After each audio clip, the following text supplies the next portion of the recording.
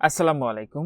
আন্তর্জাতিক অপরাধ tribunal chief প্রসিকিউটরের কার্যালয়ে নিম্নবর্ণিত 7টি পদের ক্যাটাগরিতে নিয়োগ বিজ্ঞপ্তি প্রকাশিত হয়েছিল, যেটিতে আপনারা অষ্টম, এসএসসি, এইচএসসি, ডিপ্লোমা এবং স্নাতক পাশে বাংলাদেশের সকল জেলা থেকে পুরুষ মহিলা উভয় প্রার্থী এতে আবেদনটি করতে পারবেন।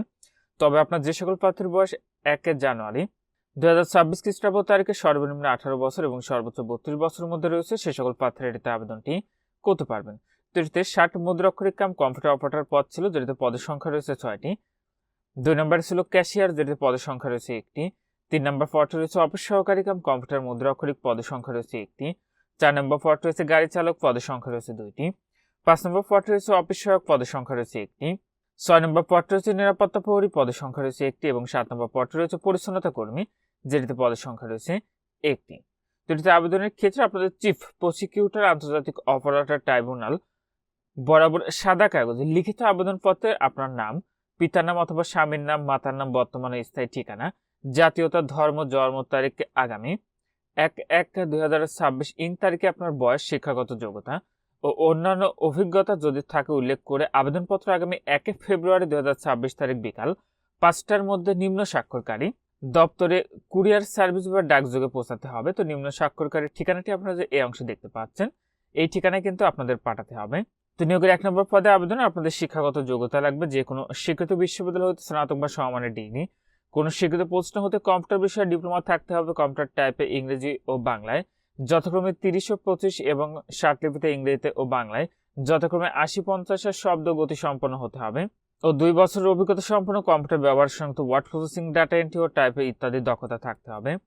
2 নম্বর পদে কোনো স্বীকৃত বিশ্ববিদ্যালয় হতে স্নাতক বা সমমানের ডিগ্রি বাণিজ্য, সরকারের নীতিমালা অনুযায়ী আপনাকে জামানত প্রদান করতে হবে, কম্পিউটার পারদর্শীদের অগ্রাধিকার প্রদান করা হবে। 3 নম্বর পদে উচ্চ মাধ্যমিকে বা সমমানের শিক্ষাগত যোগ্যতা, কম্পিউটার ব্যবহার সংক্রান্ত ওয়ার্ড প্রসেসিং, ডাটা এন্ট্রি ও টাইপিং ইত্যাদি সর্বনিম্ন গতি বাংলায় প্রতি মিনিটে 20 শব্দ ও ইংরেজিতে প্রতি মিনিটে 20 শব্দ, কম্পিউটার পারদর্শীদের অগ্রাধিকার প্রদান করা হবে। 4 নম্বর পদে অষ্টম শ্রেণী পাস এবং মোটর গাড়ি চালানোর 2 বছরের চাকরির অভিজ্ঞতা সহ মোটর গাড়ি চালানোর বৈধ লাইসেন্সধারী হতে হবে। 5 নম্বর পদে এসএসসি পাশে উত্তীর্ণ হলে আবেদন করতে পারবেন। 6 নম্বর পদে অষ্টম শ্রেণী পাশে উত্তীর্ণ হলে আবেদন করতে পারবেন এবং 7 নম্বর পদে অষ্টম শ্রেণী পাশে আবেদনটি করতে পারবেন।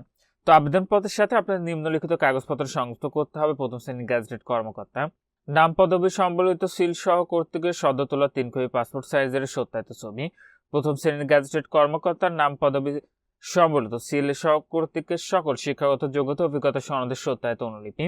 স্থানীয় ইউনিয়ন পরিষদ অথবা পৌরসভা অথবা সিটি কর্পোরেশন প্রদত্ত নাগরিকত্ব সনদের সত্যায়িত অনুলিপি। প্রথম শ্রেণীর গ্যাজেটেড কর্মকর্তা নাম, পদবি সম্বলিত সিল সহ কর্তৃক প্রদত্ত চারিত্রিক সনদপত্র। শহীদ মুক্তিযোদ্ধাদের সন্তানদের আবেদনপত্রের সাথে মুক্তিযোদ্ধা বিষয়ক মন্ত্রণালয়ের সর্বশেষ প্রজ্ঞাপন অনুযায়ী হালনাগাদকৃত মুক্তিযোদ্ধা সনদের সত্যায়িত অনুলিপি।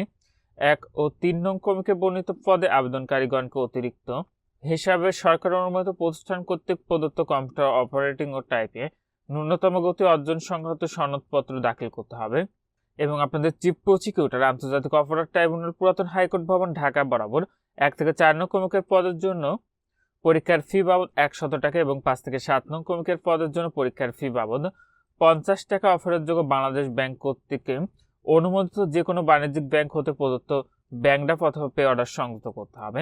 আবেদনকারীর নাম ও পত্র যোগাযোগের ঠিকানা লিখিত আপনার 10 টাকার ডাক টিকিট সম্বলিত 10 ইঞ্চি গুণনের 4.5 ইঞ্চি মাপের একটি ফেরত খাম আবেদনের সাথে আপনার সংযুক্ত করতে হবে এবং খামের উপরে পদের নাম ও নিজ জেলা আপনাকে স্পষ্টভাবে লিখতে হবে। তো আপনি যখনই এটির আবেদনটি প্রেরণ করেন না কেন, শেষ তারিখের জন্য বসে না থেকে পূর্বে আবেদনটি নির্ধারিত ঠিকানায় আপনি পাঠিয়ে দিবেন। আবেদনটি করার পূর্বে আগে নিজ দায়িত্বে সম্পূর্ণ নিয়োগ বিজ্ঞপ্তিটি ভালো করে পড়ে বুঝে তারপরে আপনি আবেদনটি নির্ধারিত ঠিকানায় পাঠাবেন। আর আপনার কোথাও বুঝতে অসুবিধা হলে অবশ্যই কমেন্ট করুন, আমি চেষ্টা করবো আপনাদেরকে জানিয়ে দেওয়ার। আজকের ভিডিওটি এ পর্যন্ত। ভালো থাকুন, সুস্থ থাকুন, নিরাপদে থাকুন। আল্লাহ হাফেজ।